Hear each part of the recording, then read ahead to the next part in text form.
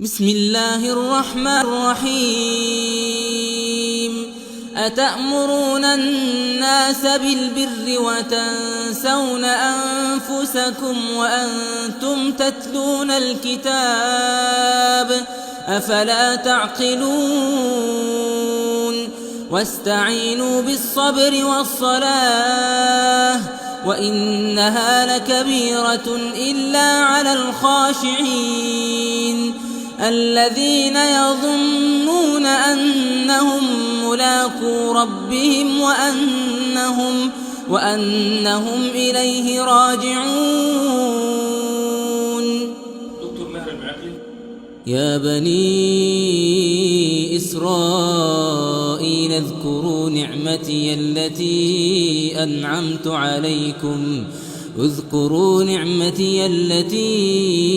أنعمت عليكم وأني فضلتكم على العالمين واتقوا يوما لا تجزي نفس عن نفس شيئا ولا يقبل منها شفاعة ولا يؤخذ منها عدل ولا هم ينصرون. شيخ عبد الولي الأركاني. وإذ نجيناكم من آل فرعون يسومونكم سوء العذاب يذبحون أبناءكم ويستحيون نساءكم وفي ذلكم بلاء من ربكم عظيم. وإذ فرقنا بكم البحر فأنجيناكم وأغرقنا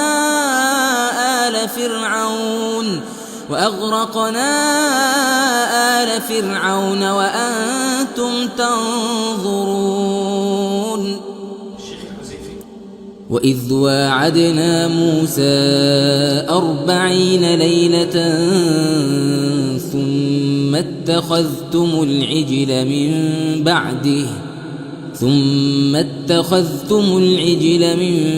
بعده وأنتم ظالمون ثم عفونا عنكم من بعد ذلك لعلكم تشكرون. وإذ آتينا موسى الكتاب والفرقان لعلكم تهتدون. وإذ قال موسى لقومه يا قوم إنكم ظلمتم أنفسكم باتخاذكم العجل فتوبوا إلى بارئكم فاقتلوا أنفسكم ذلكم خير لكم عند بارئكم فتاب عليكم إنه هو التواب الرحيم. وإذ قلتم يا موسى لن نؤمن لك حتى نرى الله جهرة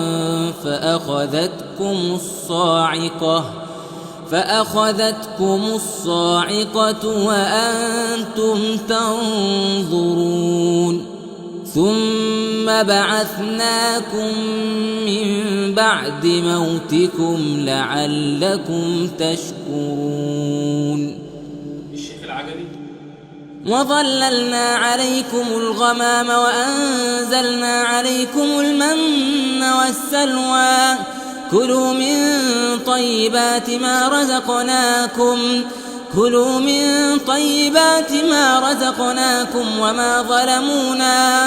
وما ظلمونا ولكن كانوا أنفسهم يظلمون.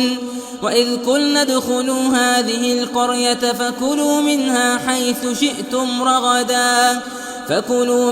حيث شئتم رغدا وادخلوا الباب سجدا وقولوا حطة نغفر لكم خطاياكم وسنزيد المحسنين. فبدل الذين ظلموا قولا غير الذي قيل لهم فأنزلنا على الذين ظلموا رجزا من السماء بما كانوا يفسقون وإذ استسقى موسى لقومه فقلنا اضرب بعصاك الحجر فانفجرت منه 12 عينا قد علم كل أناس مشربهم كلوا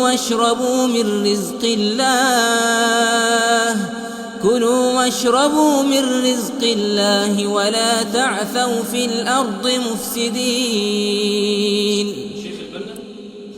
وإذ قلتم يا موسى لن نصبر على طعام واحد فادع لنا ربك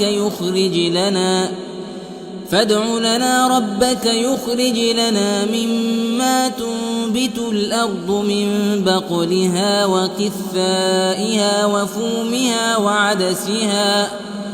وفومها وعدسها وبصلها قال أتستبدلون الذي هو أدنى بالذي هو خير اهبطوا مصرا فإن لكم ما سألتم وضربت عليهم الذلة والمسكنة وباءوا بغضب من الله ذلك بأنهم كانوا يكفرون بآيات الله ويقتلون النبيين بغير الحق ذلك بما عصوا وكانوا يعتدون